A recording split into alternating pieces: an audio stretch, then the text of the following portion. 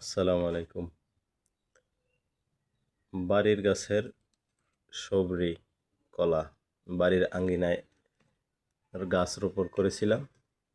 সেই গাছ থেকে দেখছেন কত সুন্দর আল্লাহর নিয়ামত, কত সুন্দর, কত মোটা মোটা এক একটা কলা দেখতে পাচ্ছেন। এইটি যে কলা, এই কলা মোটা হওয়ার সুন্দর একটা কারণ হচ্ছে গাছের যত্ন নেওয়া। আপনারা কি করবেন, কলা গাছ যখন এই কলা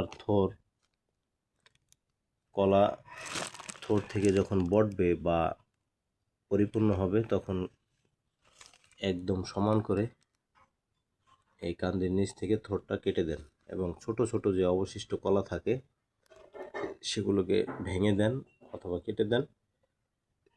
তারপরে এবং গাছ ব্যতীত অন্য যে বুকগুলা থাকে সবগুলা কেটে দিবেন। একটা বুক রেখে যখন কলা এক ছড়ায় কান্দি আসবে তখন একটা চারা রেখে দেন। এছাড়া সবসময় কলার বুক কাটার চেষ্টা করবেন। কলার বুক কেটে দেবেন, তাহলে এই প্রত্যেকটা কলা ইনশাল্লাহ এরকম হবে। কত সুন্দর মাশাল্লাহ। আর যে কলা সাইজগুলো দেখছেন, আর আমাদের এখানে অনেক চাহিদা এটার। মাশাল্লাহ, সবাই ভালো থাকবেন।